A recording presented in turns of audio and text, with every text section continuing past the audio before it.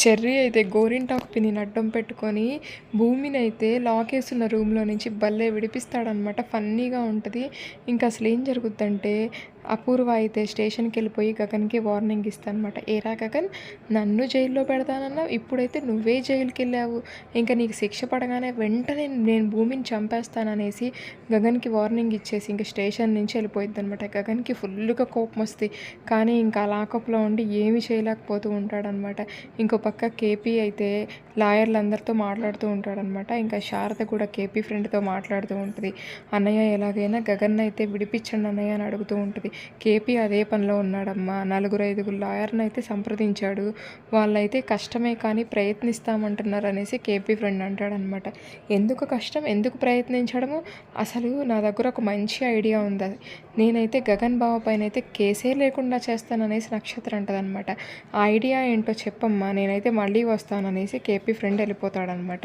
ఏంటమ్మా ఐడియా, అసలు గగన్ బయటికి వస్తే నీ ఫోటోని దేవుడి గూట్లో పెట్టి నేనైతే పూజ చేస్తాననేసి శారద అంటదనమాట.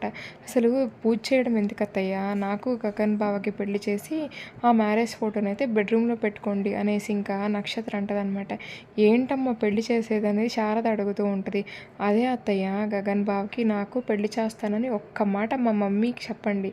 మా మమ్మీ గగన్ బావ పైన అయితే కేసు లేకుండా బయటకు తీసుకొస్తుంది. మా మమ్మీకి నేనంటే చాలా ఇష్టం, నేనేం చెప్తే అది వినిద్ది అనేసి నక్షత్రం అంటదనమాట. కష్టాలతో కాటిదాకా అయినా వెళ్తాం కానీ నిన్ను మాత్రం అసలు కోడలుగా తెచ్చుకోమే నక్షత్ర అనేసి శారదా పూర్ణిమ అయితే గట్టిగా చెప్తారనమాట. ఇంకా నక్షత్ర కోపం వచ్చి ఇంకా బావకి శిక్ష పడి 8 ఏళ్ళు జైల్లోనే ఉంటారు చూసుకోండి అనేసి నక్షత్ర వార్నింగ్ ఇచ్చి అక్కడి నుంచి వెళ్ళిపోయిద్ది అనమాట. ఇంకో పక్క చెర్రీ ఏం చేస్తాడంటే అక్కడ గోరింటాకు పిండి కుర్చీలో కూర్చొని తింటూ ఎంజాయ్ చేస్తూ ఉంటుంది అనమాట. ఇంకా 2 వైర్లను తెచ్చి గోరింటాకు చైర్ కతికిస్తాడనమాట. ఇంకా ప్లగ్ తీసుకెళ్ళి కరెంట్లో పెడతాడనమాట. ఇంకా బిందుకు సైగ చేస్తాడనమాట చెర్రీ. అప్పుడు బిందు అయితే స్విచ్ ఆన్ చేయగానే ఇంకా చైర్కి అయితే కరెంటు పాస్ అయిపోయి గోరింటాకు పిన్నికి షాక్ కొడుతూ ఉంటుంది. ఇంకా చెర్రీ అయితే అమ్మో గోరింటాకు పిన్నికి అయితే ఫిట్స్ వచ్చాయి అని అయితే భలే అరుస్తాడండి. ఇంకా అపూర్వ వచ్చి ఏమైంది అని అడిగితే పిన్నికి ఫిట్స్ వచ్చాయనగానే ఇంకా అపూర్వ ఏం చేస్తా అంటే భూమి రూమ్ లాక్కున్న తాళాలు అయితే తెచ్చి గోరింటాకు పిన్ని చేతిలో పెడుతుంది. వెంటనే చెర్రీ అయితే ఆ తాళాలు తీసుకొని జోబీలో వేసుకొని ఇంకా తను ఆల్రెడీ ముందుగానే తెచ్చుకున్న వేరే తాళాలను అయితే మార్చి గోరింటాకు పిన్ని చేతిలో పెడతాడనమాట. అంతే ఇంకా అమ్మో ఫిట్స్ వచ్చాయి గోరింటాకు పిన్ని, నువ్వు చచ్చిపోతావు, అసలు నీకు పెళ్ళి లేదు అది లేదు అంటూ ఉంటాడనమాట. నాకేం ఫిట్స్ రాలేదు అనేసి గోరింటాకు పిన్ని అంటుంది.